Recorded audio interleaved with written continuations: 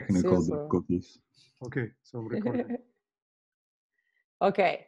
Do you, I mean, I wasn't sure of the background of the people here, but I think I wanted to start with a few slides to introduce the virus and then like what we're talking about, a little bit of a biology background. So Tilek, can I share? Do you give me that?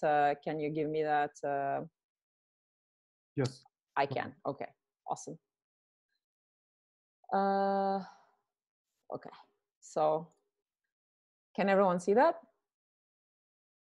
Okay, so this is what the coronavirus looks like, and the reason it's called corona is because they're supposed to have like crowns, which are these yellow things. That's why they're called corona, because it means crown.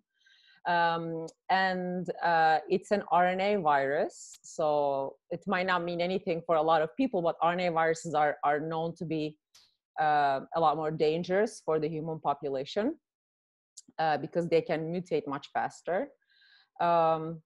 And the part that your body recognizes is this spike protein, which is the yellow crowns on the surface of the virus. And your body develops an immune system to it.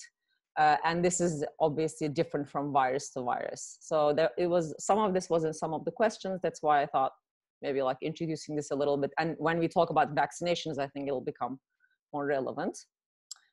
So this is this DNA and RNA side by side. So the coronaviruses are single-stranded RNA viruses.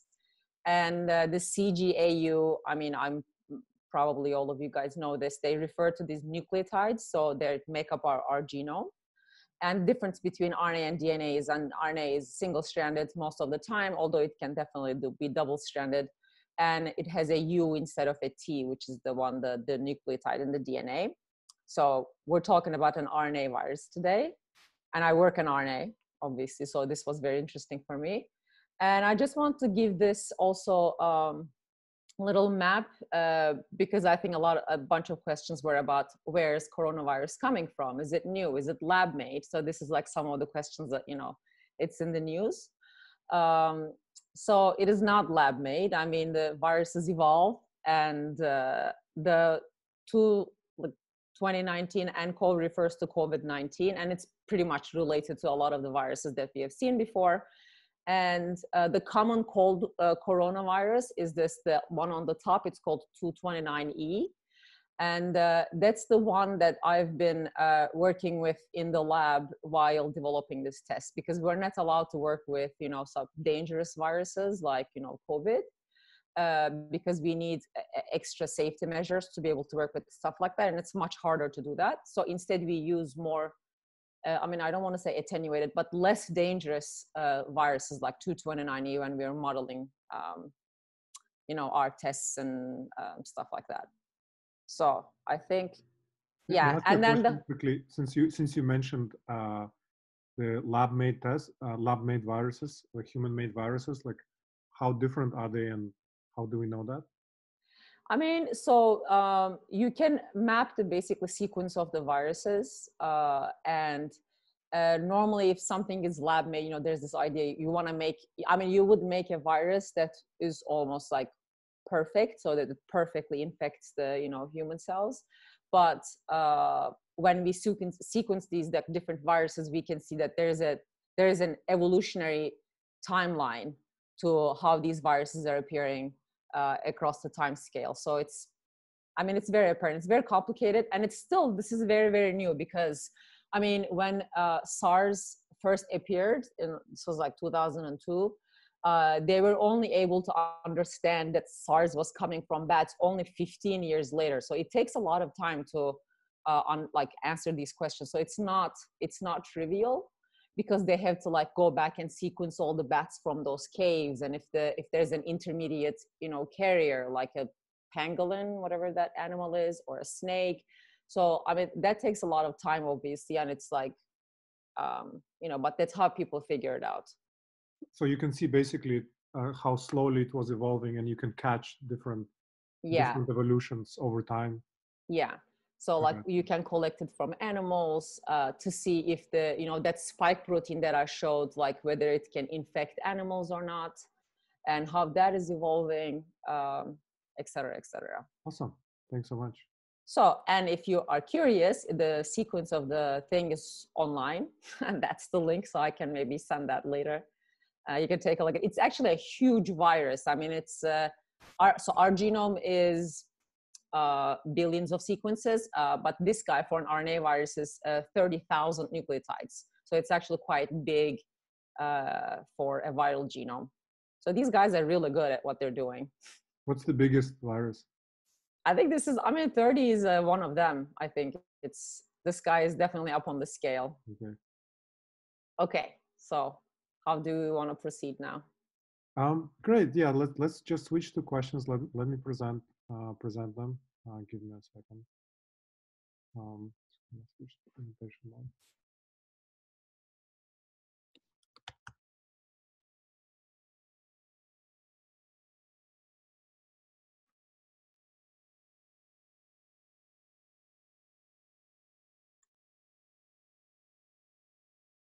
All right.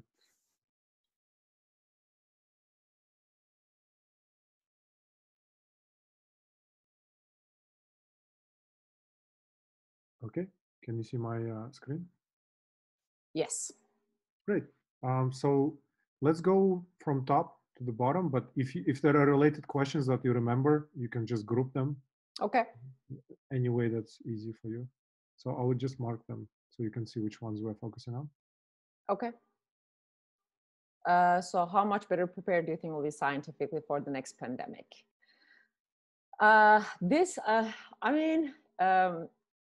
One would think that we would have already been prepared because we have seen SARS, MERS, then Zika, Ebola, but obviously there's a lack of understanding. I mean, because they, I think, shut down most of the departments that are responsible for fighting with the pandemic. So that I think that was one of the things. I think someone mentioned that these political challenges to fighting these diseases, and it's it's quite big. But scientifically, what I think are people now more prone to do is, well, more funding for science. I don't know if that's going to happen, but that's one of the key things because there's this guy. His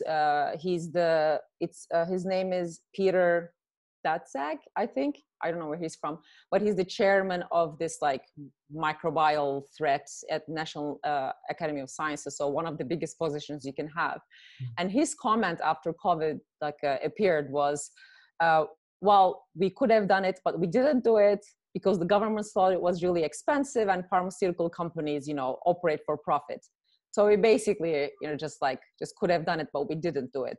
But the idea, I think, for science next, to be able to fight these pandemics is there are these drugs called, pan-viral drugs.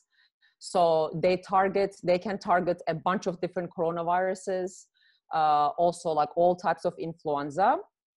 And the idea is to preemptively make these vaccines. And I think a lot of the machine learning algorithms can play a part in this because they can predict the sequences of the viruses that might appear in the next season. So the idea is basically make these pan-viral vaccinations that can work against a super wide range of pathogens. So I think that's the next thing for science, so that we're definitely in a much better position to be able to fight them before we lose hundreds of thousands of people. So for instance, one example would be like that drug remdesivir. You might have heard it in the news. It's like one of the now commonly used drugs for corona patients. And remdesivir is not specific to COVID. It's not specific to one virus. But the idea is that it can target a common pathway, a common mechanism for a bunch of viruses, so that the virus cannot replicate itself. So, stuff like that. I mean, for the next, I think, pandemic, that's one of the most important steps. But again, yeah, this doesn't happen without money.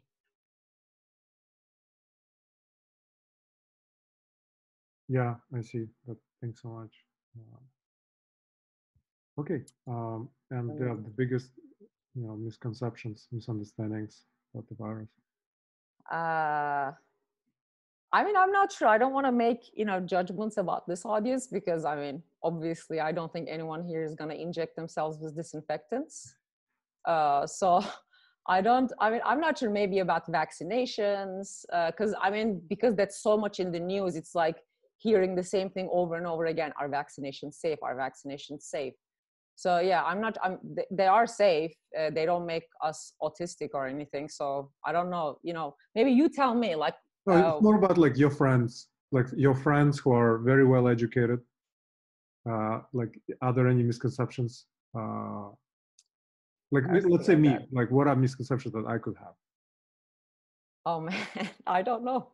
Okay. I mean, maybe about like how it gets transmitted, or how can I better like prepare myself when I'm going outside, I don't catch COVID. Should I wear a mask or not? Questions like that. Because in the beginning, everyone was, even the doctors, I mean, were saying you should not wear a mask because it's stupid. It's not going to prevent anything. In case it's not like that, because mask, I mean, because most of these diseases became very asymptomatically, or that's how they start. You can be in a phase where, you're still very infectious, but you don't know it. And wearing a mask prevents other people also, not just you. So I think that could have prevented a lot of the issues that we had in the beginning, I think. There was one question related to that. And what was your biggest surprise when you were learning more about the virus, as a scientist? Like, for example, how big it was. Yeah, how big it was. Its transmission rate was one of the highest ones that I think people have seen for a while.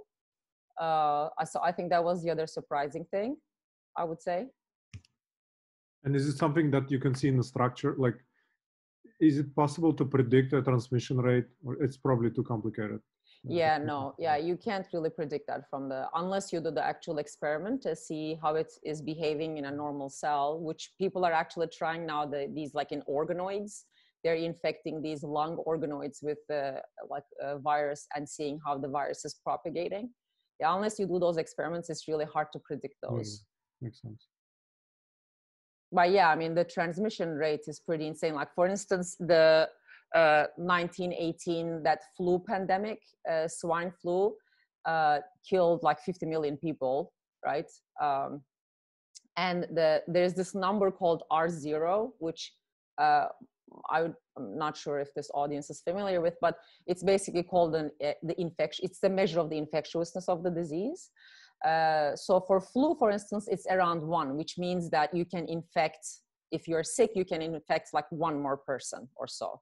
And if this R0 value is less than 1, then it means that the disease is gonna basically eradicate itself. And this pandemic that killed, 50 million people, I mean, in 1918, the R0 value was between, 1.8 to 2.5. It was within that range.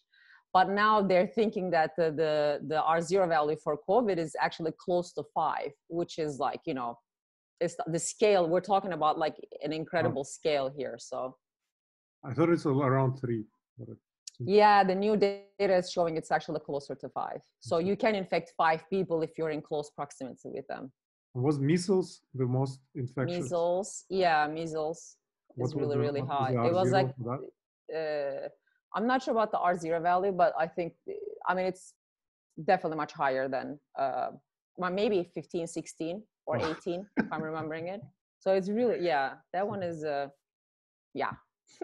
That's the one that, that's where a lot of American parents, they don't want to do a measles vaccine. Is that the one? Yeah, measles, mumps, MMR, rabies. Yeah, unfortunately, that's another issue. Yeah. Ezgi, can I ask a question on the R0 stuff? Mm-hmm. So like, yeah, that talks about like the transmission, right? But like, at least, well, as of now, we haven't seen like 50 million deaths, right? Like, do we expect that could be the case without, if we're not very careful, or is it that this virus is, I don't know, not as deadly, or like we have better medicine, or like, are we screwed? Like, how is the comparison there with respect to the transmission versus the fatality stuff? I mean, I think it's a combination of both. So like, I think this can also go back to that herd immunity question, whether we can do that with COVID or not. So yeah, I think, I mean, yeah, it's not going to be as deadly, but I mean, you've seen it in the over the course of a few months, the best countries with the highest technologies that you would like, you know, are like had the most deaths. So it's like, there's absolutely something really messed up about the whole thing. But yeah, we have better medicine. We can now, you know, like put people on like equipment that helps them to breathe, which we didn't have back in the day. And then we have better, you know, drugs that we can readily use, like remdesivir, that one. So obviously that's not going to like become such, I think, a deadly issue. So, but I think it's a combination. So if you just allow, like if we didn't have any measures in the beginning, I think the death rate would have been just incredibly insane.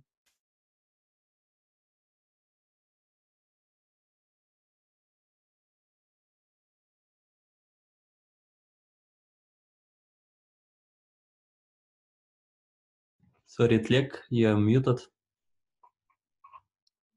Tilek.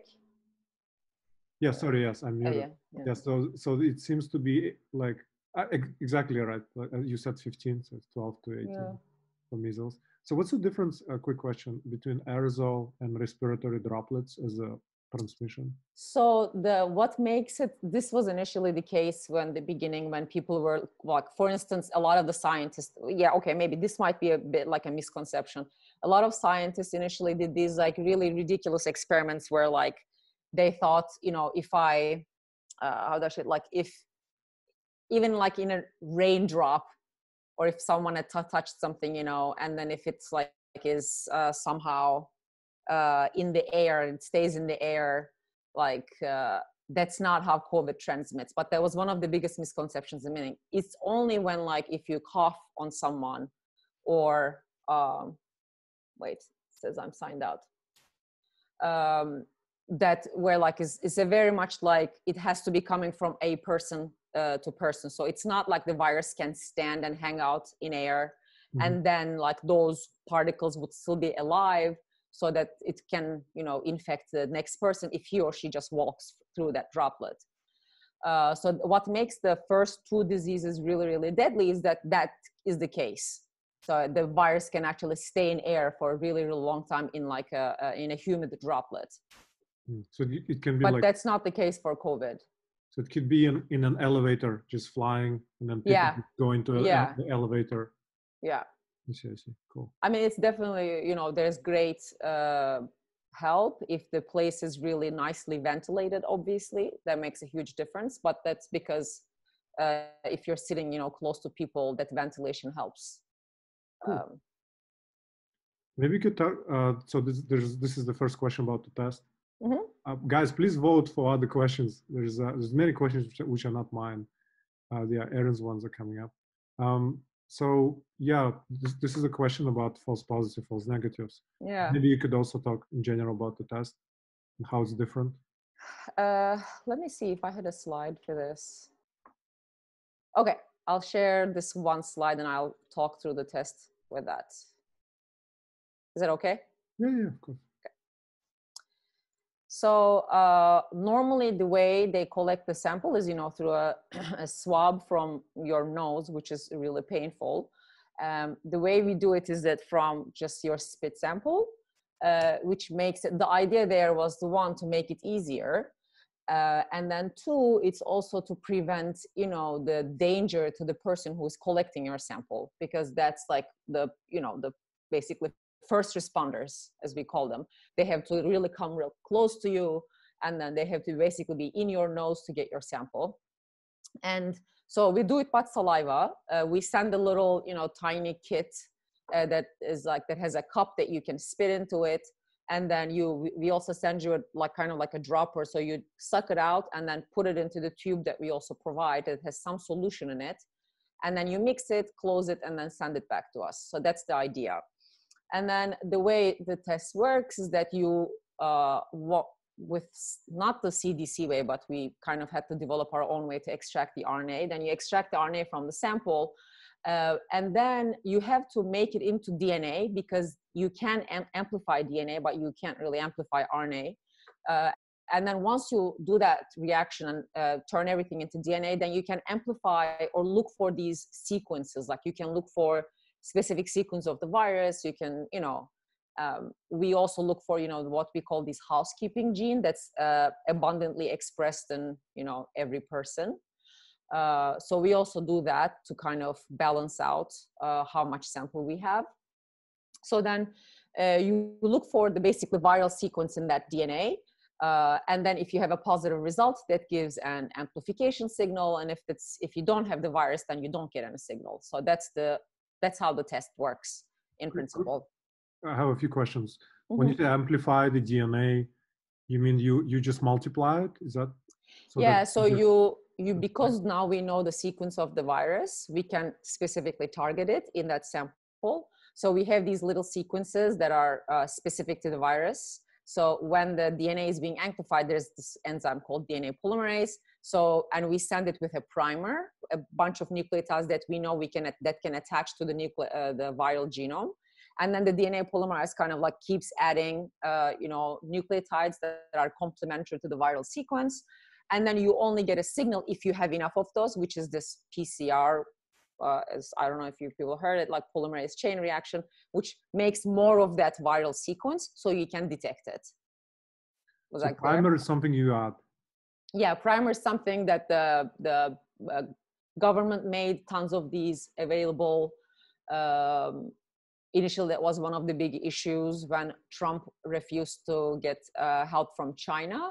That also put a lot of the efforts in the US. It kind of halted everything and we lost kind of 2 weeks in our response to the virus because we did not have the viral genome sequence because Trump didn't accept any help from China.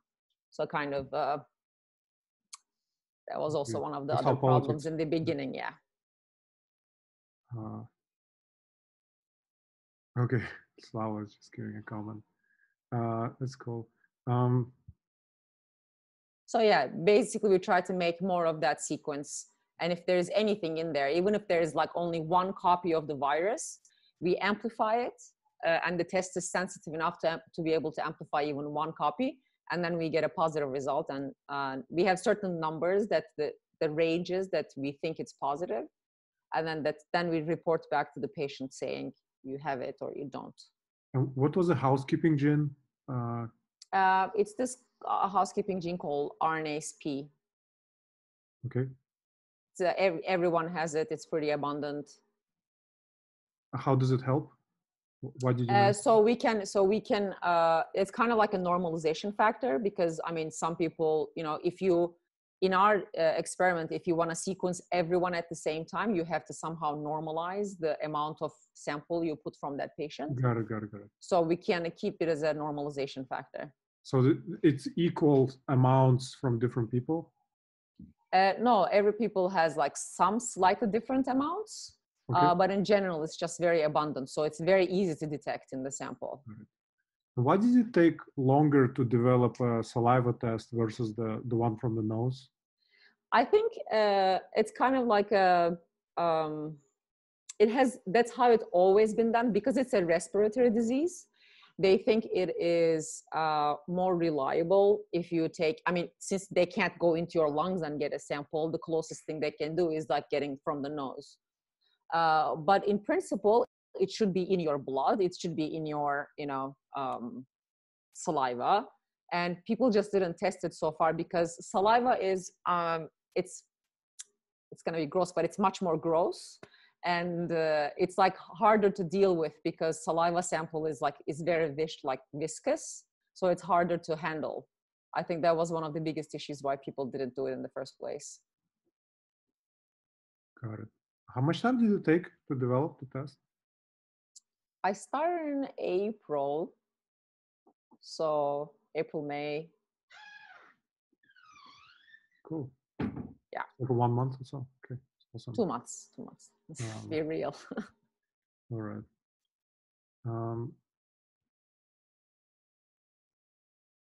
You can see the blue screen, right? Yeah. Oh, so yeah. We have the false positive, false negative. Yeah.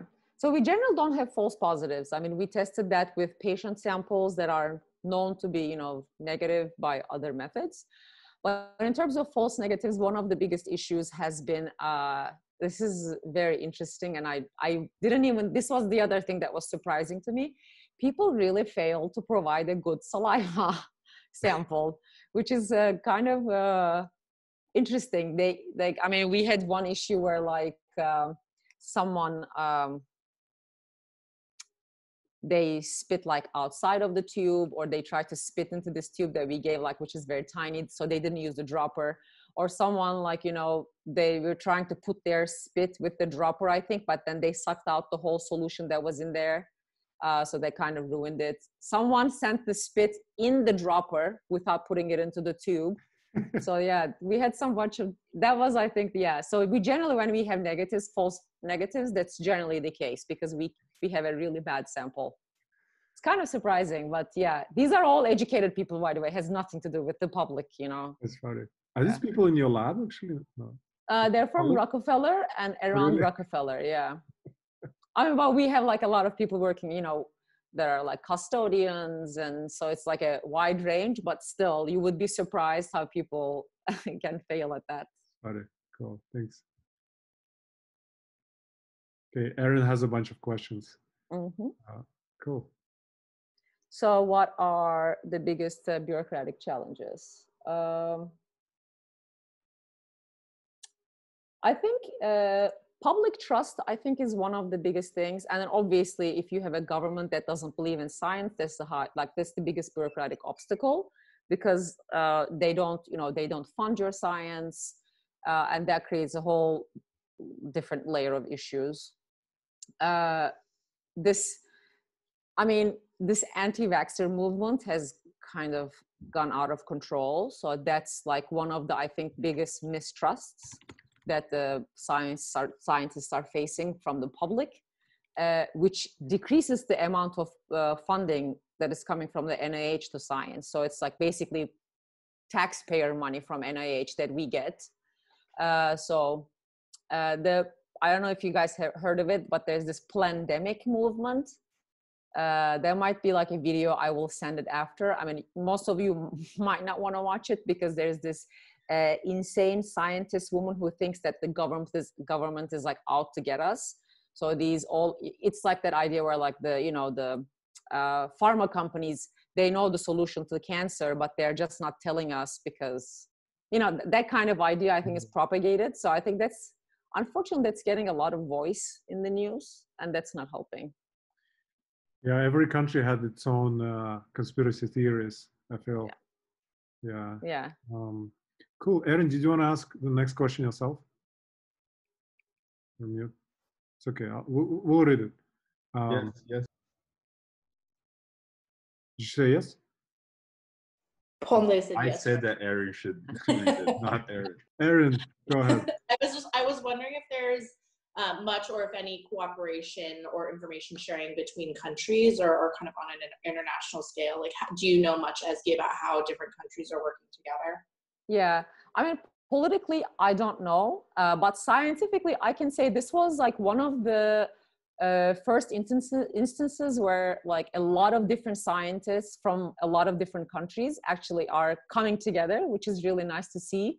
So normally the way the way sharing science for us works is that, you know, you write a paper and then you submit it to these journals that goes through a peer review process by like the reviewers that the editor wants to choose. So that happens all like behind the screen. So we don't know it. It's very much close to us.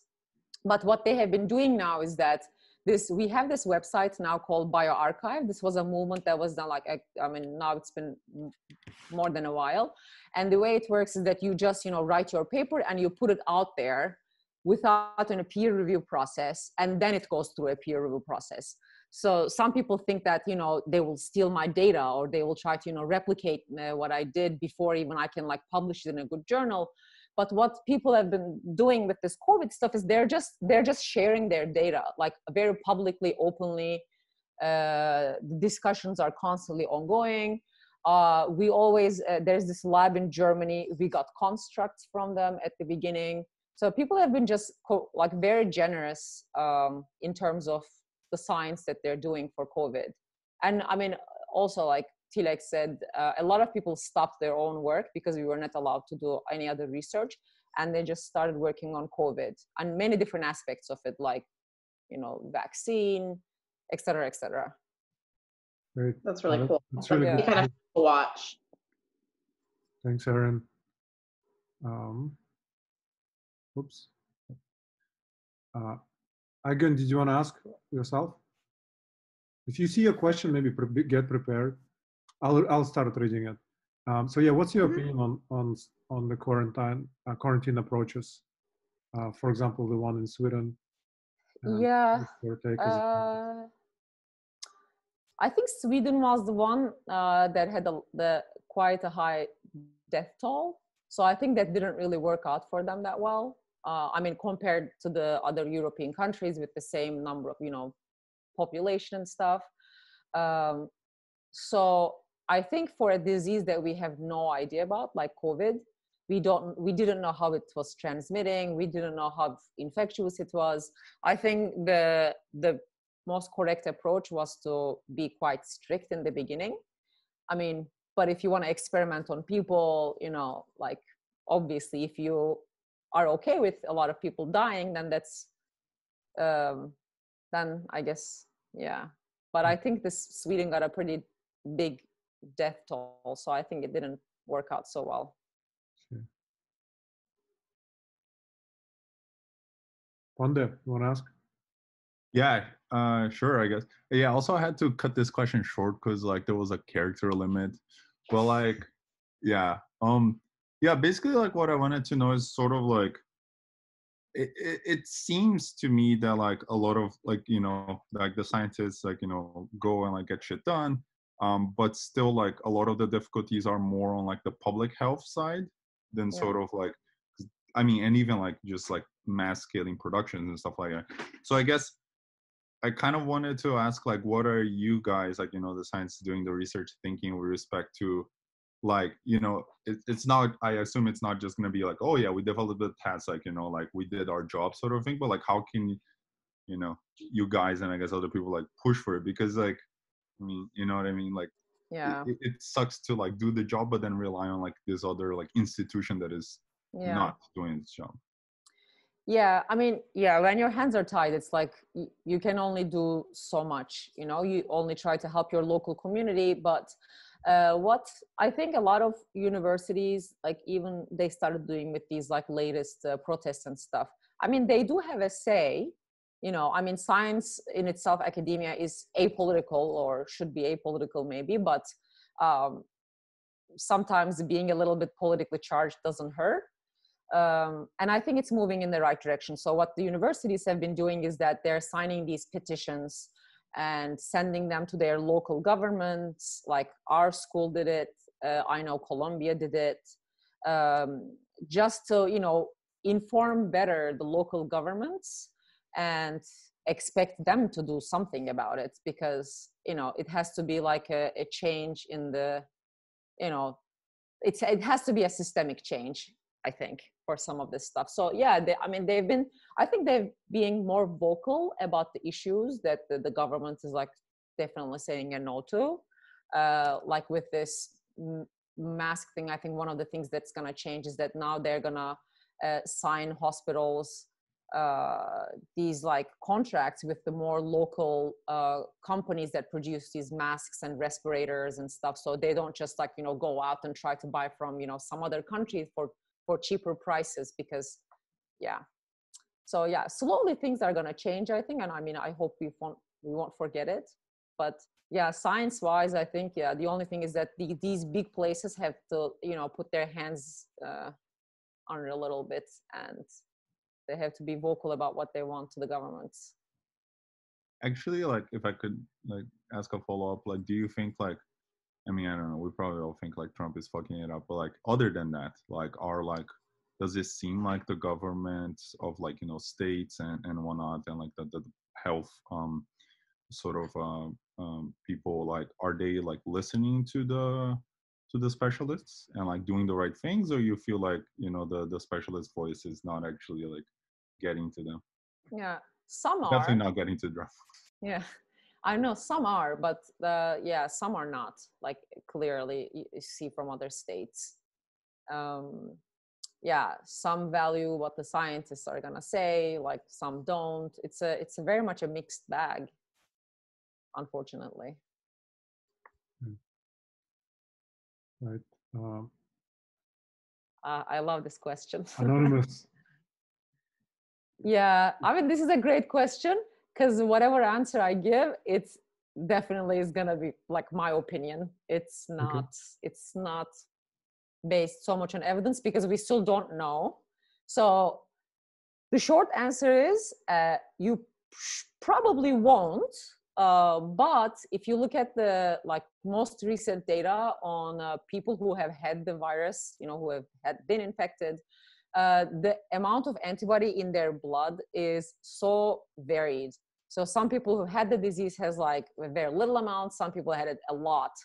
And so that's like very uncertain how they will stay immune to it.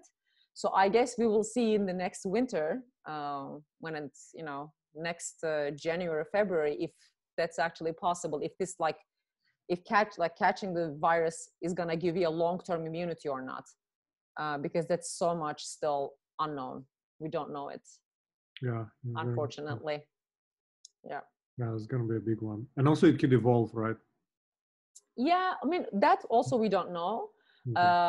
Some people, according to the data and that's like spike protein that I was talking about, they think that it's not as easy to mutate, you know, as the flu virus.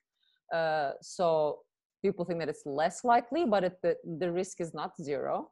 So we still don't know. That's something to watch out for, is how mutable, how easy it is to mutate. Yeah, yeah. Alia, you here? You want to ask? Sure. Okay. Hi, Ezgi. Nice to meet you. Nice to meet you. Yeah, I had a question. Like, so recently in the news, like it was told that a senior Italian researcher, I think in the hospital in Milan, yeah, he claimed that the new coronavirus has lost like its potency. So currently, like it's not infecting as much as it used to. Yeah, I mean, I'm not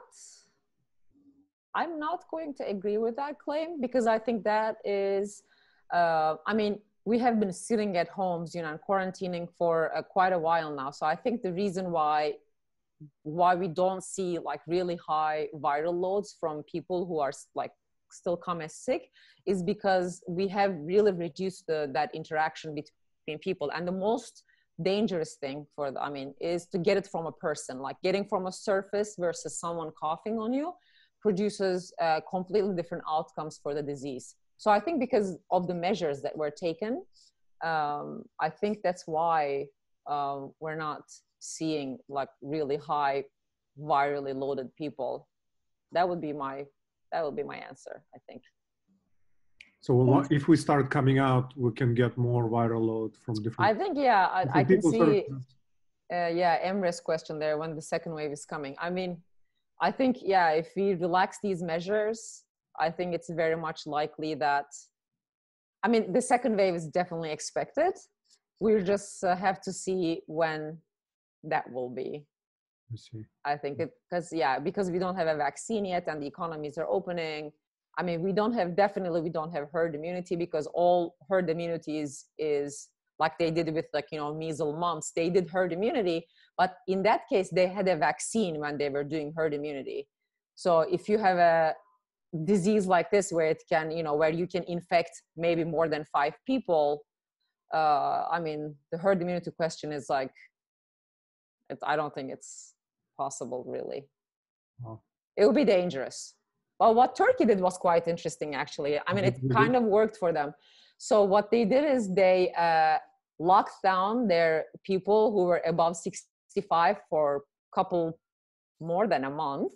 And then because the economy is so much more fragile than here, I think, they allowed young people to be, you know, still with like measures, but, you know, go to work and come back and stuff. So like, that was kind of like their herd immunity.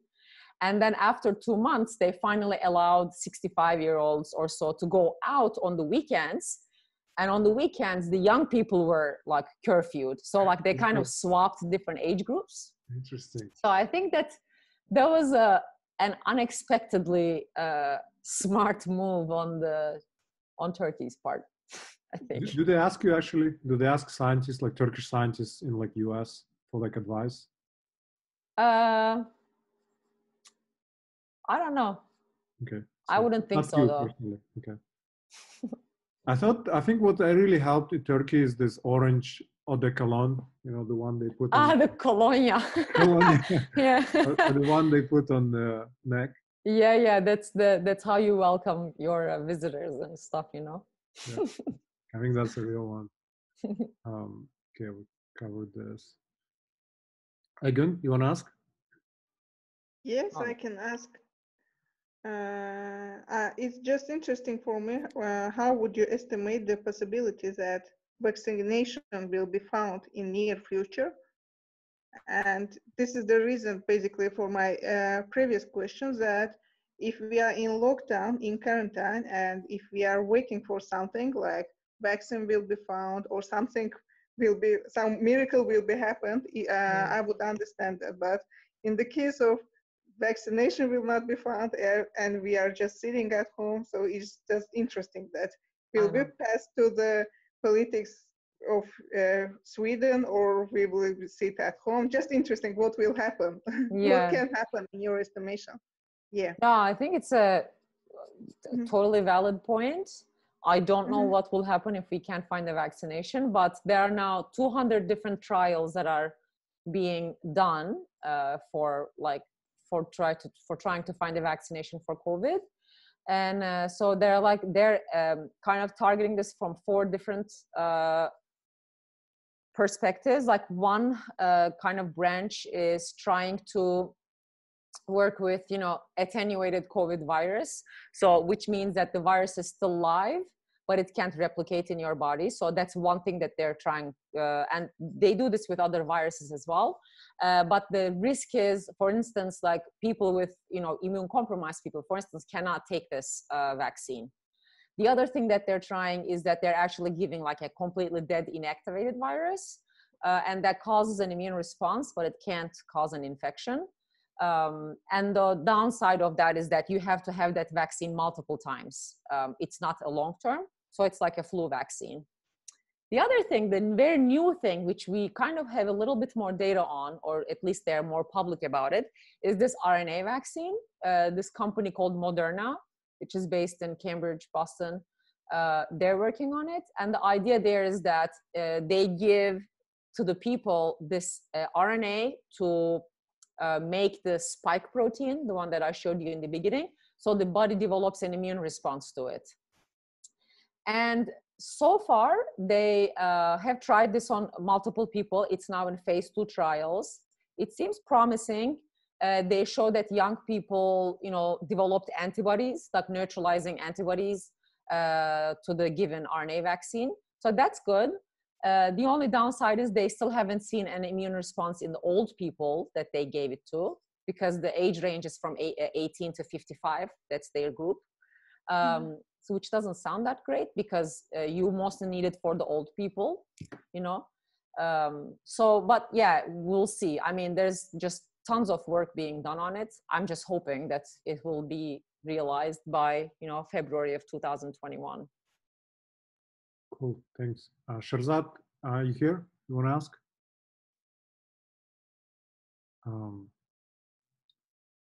I think you partly answered on the herd immunity. Yeah, I think so. Okay, let's cover this. Or the risk of doing it in a short time. Yeah, that's a good question.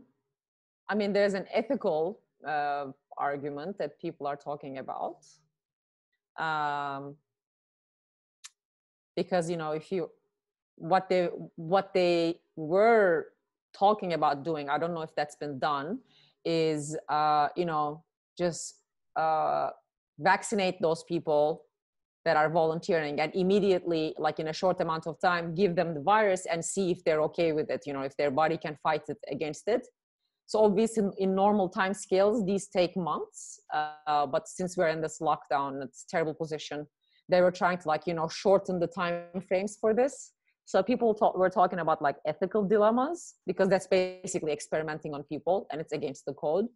So I think that's the only risk. The other risk is like this, because everyone was in such a rush to get something out. A lot of scientists, I mean, this is always a problem with science. If you rush it, there's always a problem. They were trying to, you know, mask some of their findings and only like, you know, or like kind of relax the boundaries of their statistic tests, you know, to see what's positive and what's not. So that definitely happened. And that was unfortunately a result for that other drug that was super famous in the beginning, which was hydroxychloroquine. And that turned out to be a complete, you know, it doesn't work for COVID, but initially it was such a big hype that I think, and the risk of trying to do it in a short time is like stuff like this, I think. Yeah, that one was quite a lot in news, obviously. Yeah, Alexandra asked some questions. Hi. Alexandra, you want to ask? Yes, I'm here. So I'm just wondering, is there any sign of cross-immunity with other viruses? Yeah, I think not for COVID, because its glycoprotein is quite different. So I think, yeah, I would say no. Or at least we still don't know yet. Even with other SARS? Yeah, they're very different actually, immune response wise. There's some antibodies that are common that are produced to both, but it's not a huge differentiator, I think. So there is another question I would ask about. Oh, it's not mine. It says, are there any mutations of resistance to viruses? And my next question, the last one, is there any chance of using CRISPR against the virus? Yeah. So the mutations. They're connected. That's why I'm asking. Yeah. Yeah. No, I see. CRISPR is there's one paper actually on it now. They tried to use CRISPR to target the viral RNA, and the CRISPR can like very successfully chop up the viral RNA. So I think, I mean, it has to still be developed because we don't know how CRISPR will act in humans. So, but in culture, at least, it seems to be one strategy. So yes, to that. Mutations to resistance to virus. Yeah, it doesn't work like, you know, antibiotics, bacteria. So viruses definitely evolve as they, you know. It actually works. It actually works like with bacteria, because look at the HIV virus. There is actually some mutations. Yeah. Like, yeah, probably, you know, like CD receptor. Like if you do have this mutation, or if you initiate this mutation using CRISPR, you are actually resistant to the virus. Yeah, no, definitely. I mean, some people definitely have certain genetic backgrounds that can make them less susceptible to different viruses. I'm not sure about if there's anything like that on COVID yet. But yeah, like for instance, if you don't have that like receptor in your lungs, then the virus basically can't get into your lungs and can't make you sick. So there's definitely stuff like that, like or some people have variations of the same gene, which is like structurally a little different, so the virus can't, you know, come and the first thing it has to do is just cleave the surface, so the virus can't do that. There are examples of that as well for some other viruses. But yeah, that's definitely, I would say, definitely the case. Super interesting. That's why I think people, when they, I mean, one of the results from our test is that because we're going to be sequencing the people, we're going to be sequencing their whole RNA, which means that we're going to have access to their genomic information. And so in the, you know, in the future down the line, if you want to look at, you know, which people, like which of these people that had the coronavirus but didn't show any symptoms, is there like a correlation between their genetic makeup versus, you know, how their bodies responded to the disease and stuff like that. So those are like down the line super interesting questions. But I think one of the advantages of our test is that, which the current tests don't have that ability. Cool. You actually worked on CRISPR earlier, right? Ezgi, what was your work on CRISPR? A little bit, yeah. I mean, I use it for imaging purposes. So I didn't use it CRISPR for like to its full potential, what people do for now. But yeah, I used basically CRISPR to bring fluorophores to the gene that I was trying to image. Sorry, bring what?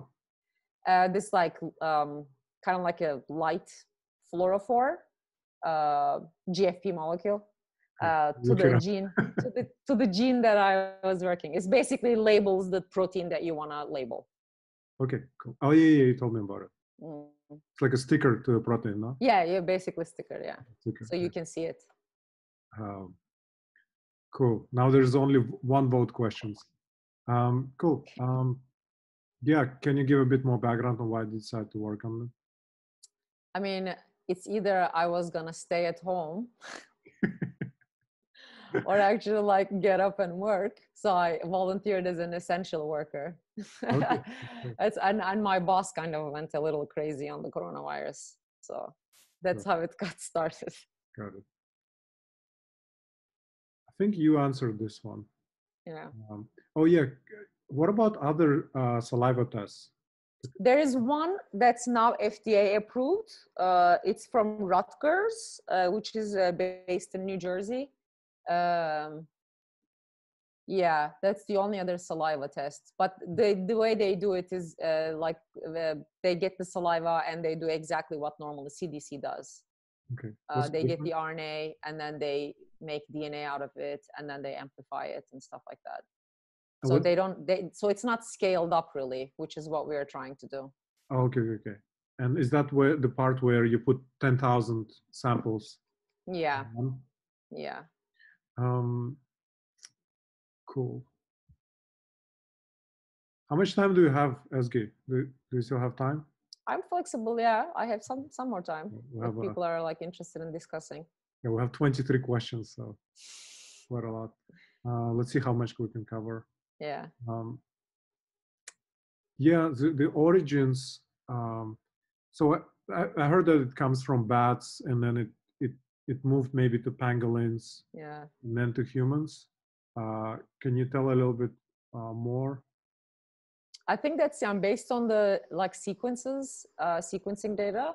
That's basically what we know. But what is still quite not clear is that if it actually started in that market in Wuhan or not. So that even is still like not certain. Okay. It could have come from like a city far away. You know, it's just there's so much unknown still about it. But yeah, the idea is that it looks like the other bat viruses that we have seen in other diseases. So we assume for now, based on the sequence similarity, that it's originated in bats. Yeah. There's a soft conspiracy theory that it came out of a lab in Wuhan, but like accidentally. Yeah. Like on somebody's shoe or something like that. Yeah, it's a conspiracy theory. But okay, so because I mean, can they? Yeah, okay, got it. Okay, cool. Yeah. And how did it originate? There was another question related to it. Like, was it another virus, another coronavirus that evolved in bats and then evolved further? That's the idea. Yeah, that's what people are thinking. It's like transmitted, and then I mean, bats are great. They have. That's one of the things that actually people should study, or someone should study, that how do bats have so much of these viruses and they do not get sick. But now they think that like some of those coronaviruses can actually make the bats sick as well, but not all of them. You know, it's like super interesting. I heard one hypothesis is because they are flying mammals, their body temperature is very, very high while they're flying. I didn't know that. Cool. I mean, I didn't know that could have been the reason. Yeah, there's a video on YouTube. I think it's from Vox, maybe. I think we asked you covered this one. Yeah, so you worked on other things before, like how did it help you? My RNA biochemistry, I think the background helped with developing the test, because I mean, essentially we're working with RNA, extracting RNA, like small amounts of it from these really difficult samples, which is saliva. So I think I would say that. Yeah, so you mentioned one machine learning use case. Can you talk more about it? So I think, I mean, for cures, vaccines, like flu vaccines, for instance, I think this is what they commonly do. I mean, they have to like predict what the next year's flu would look like.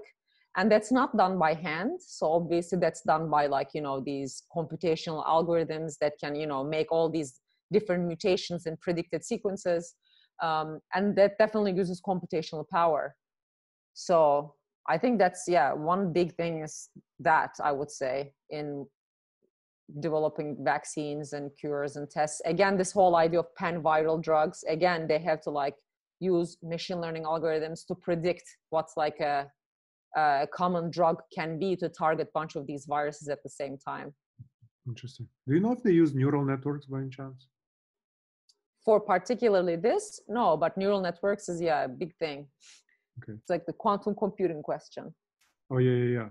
Can we cover that one together? Yeah, I mean, that's, so let's see if I had that. We'll bring it up. Yeah, okay. Yeah. Because I think that's I mean, in drug design, for instance, it's quantum computing is like super important because you have to, you know, model all these proteins and stuff in utero. That's how we call it, like on the computer, and then you go and test it by, you know, by experiments. So computational tools are now absolutely a must. I think there was one question, how much computation I use in my work.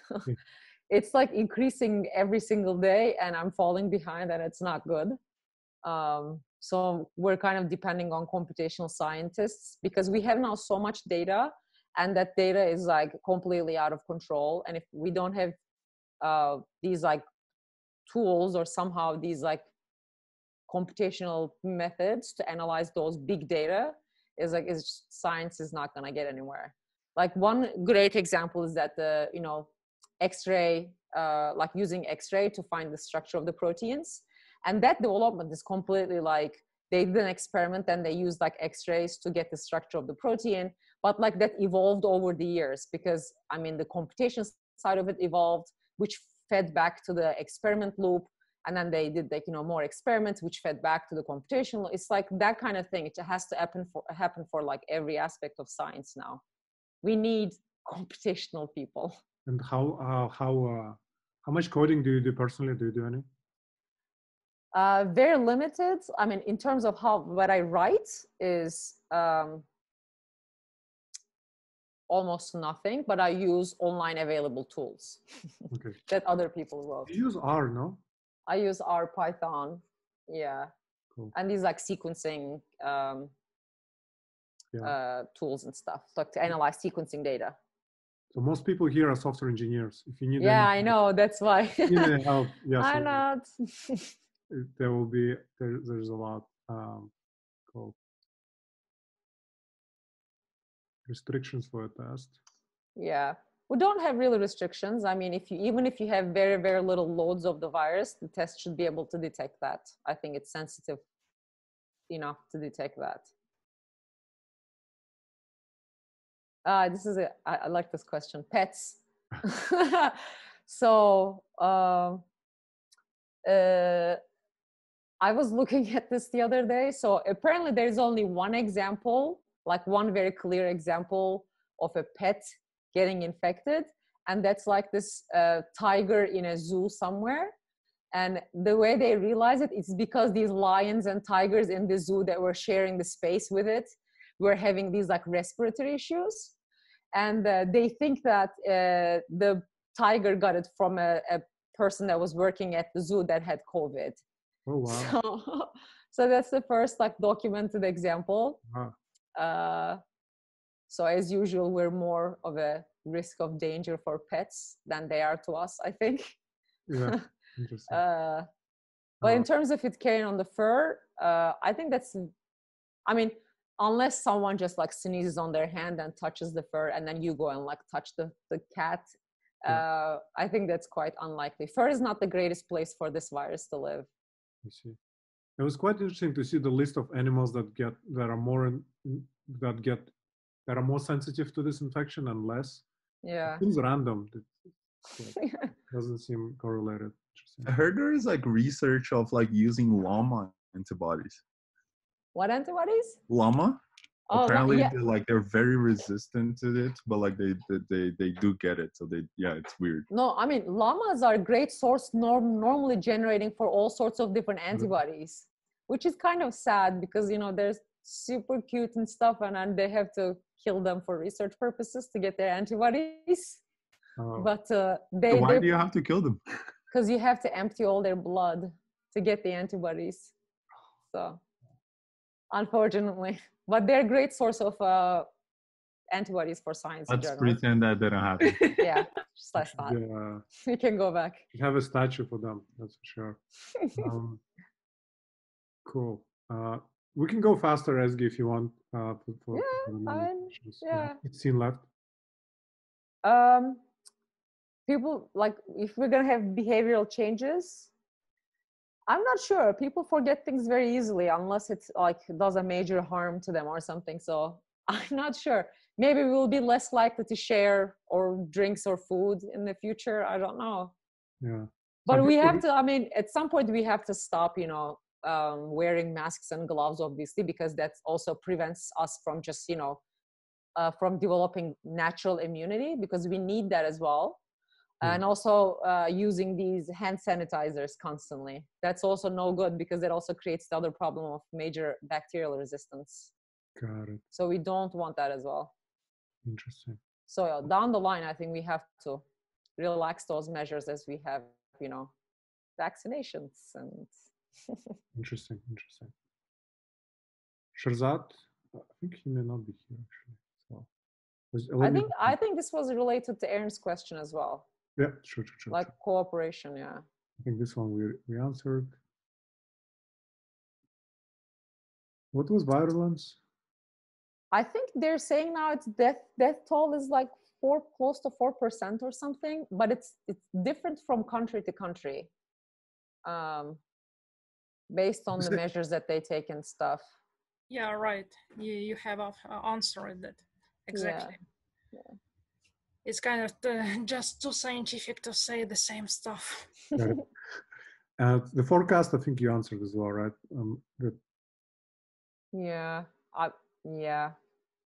I don't know. The vaccines are expected by February or June, February of 2021. At least the one Moderna one, that's what's expected. And there's this other company in China. They're also expecting around that time as well. So hopefully, but it's not certain. I mean, it depends on how the phase trials go, I think. Okay. The CRISPR, we answered this, yeah. Oh, it's terrible. Test approval process. Yeah, it's like, I mean, CDC is one of the, I mean, in general, I think National Institute of Health, NIH, which is the government department that's responsible for funding the science. It's just it's a terrible agency. It's like the thinking is really backwards, is that there's so much paperwork. Everything is really slow. I mean, there's so much to complain about this. It's like made the test approval so much harder than how it should be. For how long? Unfortunately. I mean, 2 months for the experimental part of it, but the bureaucratic part in the background took as much time. Wow. Yeah. And this is them being really fast because there's a pandemic going on. Okay, kind of. Wait, could I actually ask about that? Like, how much do you think? Because like it is kind of like cool. I mean, kind of like reminds me of sort of like like man landing on moon or like Manhattan Project. Okay, like all hands on deck. We're gonna like solve this, and like most researchers in the world are looking at this, and like all tests are developed super fast. Like if we could do this for every disease, that would be great, right? But like, how much do you think? So there is also like the people that are not as good and like are like hiding the data, and they're like so reducing the bureaucracy hurts in that sense. Like, how do you see that like trade-off? Like, should we be less bureaucratic and like run the risk of like these like less reviewed like works and stuff? Like, is it worth, like, where are we today? Like, is it too bureaucratic or? Yeah, I would say today it's like way too like on the opposite end of the spectrum. It's just like nothing gets accomplished, and which makes people actually, you know, I mean, just in science in general, there's a lot of people that are, you know, playing with their data exactly because of this problem, because there is this like sense of, you know, I'm never going to be able to get anything done because this review process and this like the thing that we have to like pass by is just so big, that barrier is so high. So, you know, people trying to get into these top journals with every article they write, or trying to make their research look more, you know, embellished, is like, it's really putting a bad spin on science. And I totally understand this is probably most of where like seeing these like papers that are retracted and stuff, I mean, it completely destroys the mistrust in science in public, I think. But yeah, it has to absolutely be like made easier for scientists to do their jobs. I mean, obviously I'm all for like peer review and everything, but it's just like the process now is just like, it's not good, I think.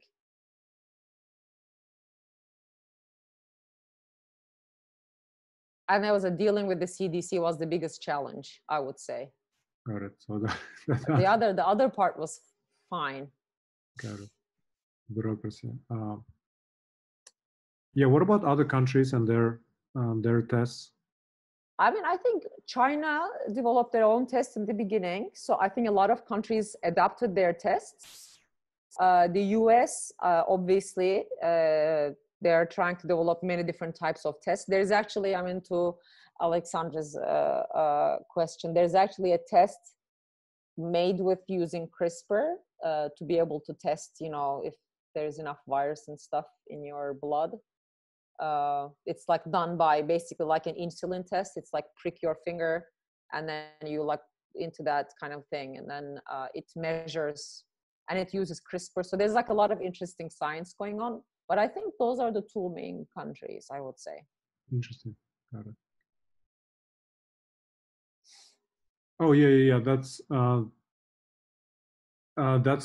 the technology that you mentioned to me. Yeah, the unique identifier. So the way we do it is normally, you know, if you do every sample by itself, you know, it takes a long time. So the idea behind the test that we were trying to develop was that if we can sequence, you know, thousands of people at the same time, then we have that genomic information. I think I mentioned that before, which we can use downstream if we want to do more like interesting analysis. And two, it's like, it makes this test, you know, so much more faster, much more efficient, because we can have the same information for thousands of people at the same time. So what we do is that, I don't know if you remember, when we make DNA from RNA, what we do is that in that PCR step where we're trying to amplify the viral sequence to that primer, I think I showed you in that picture, we add like a unique, we call it the barcode. So unique molecular identifier. This is like 6 nucleotides and you can do all permutations of it.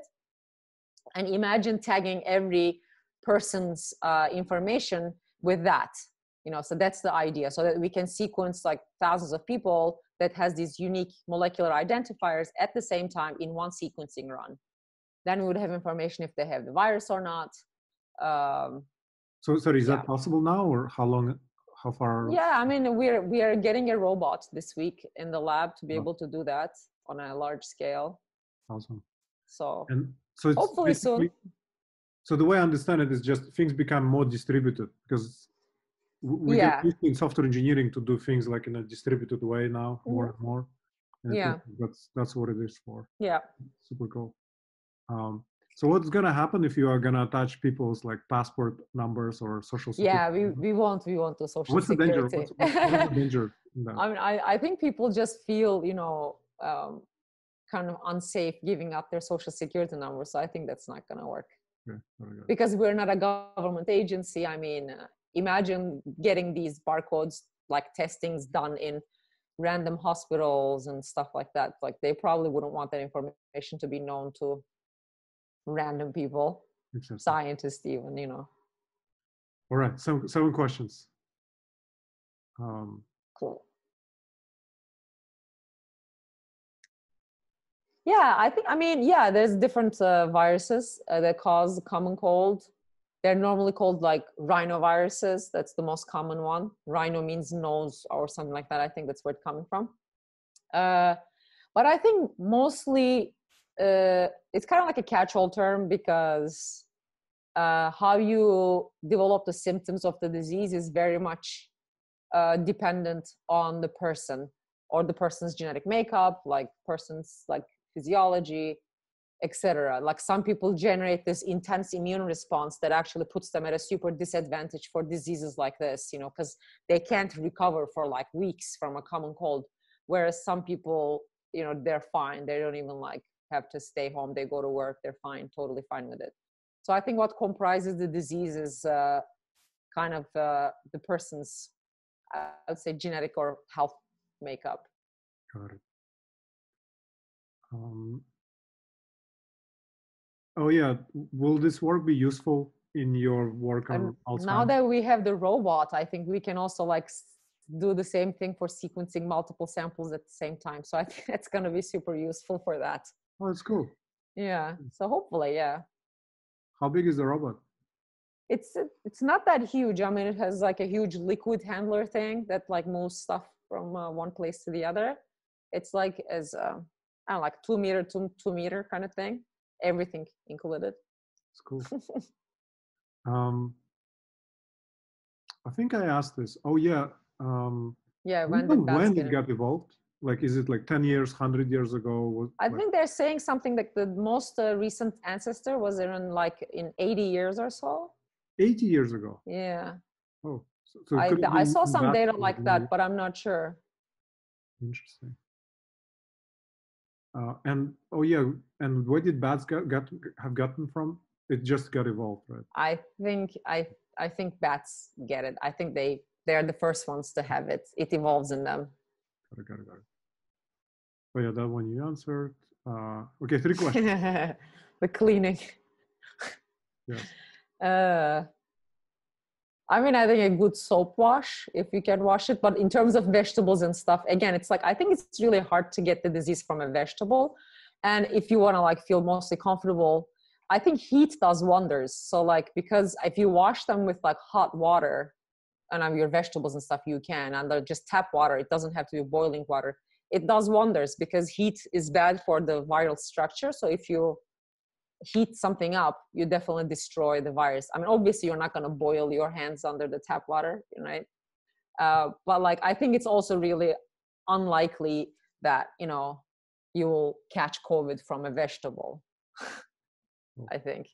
Okay. I mean, like, someone has to, again, like sneeze on their hand, touch that vegetable, and then you take it, and then you like eat it or something. I don't know.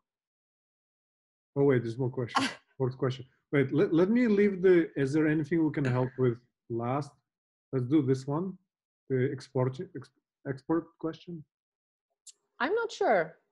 I don't know. I think it needs to be advertised, but I think, I mean, like the China did with its tests, it made it available to others, like countries and stuff. They shared their primer sequences and stuff. So I think that's, I would say, sure, there's no restrictions on it, I think. Got it. Let's do the best question. Somehow I think it's Emre who wrote it. I don't know. I've never done it. I don't know. Right. Okay, last question. Huge thanks, Ezgi, for your time. Yeah, sure. This is fun. We're like taking away your time from actually developing tests and good, you know, important things. So yeah, is there anything we can help with? I mean, a lot of your friends are here, but a lot of the developers are here or were here, and they will watch the recording. What can we help? Yeah, I mean, I think that, you know, distributing the trust in science is always good. That, you know, against the anti-vaxxer movements and all stuff like that. There's not like a Frankenstein, you know, out there coming to get you. So I think that's the biggest, you know, I mean, yeah. And petition when there are petitions, like sign the petitions when they ask for money for scientists. Got it. I think that's the biggest thing. Right. Cool. Thanks so much, Yeah. Ezgi. Really appreciate it. Yeah, thank you guys Thanks for everyone staying coming. for almost 2 Yes, hours. Thanks, Ezgi. Thank you very much. Thank you guys.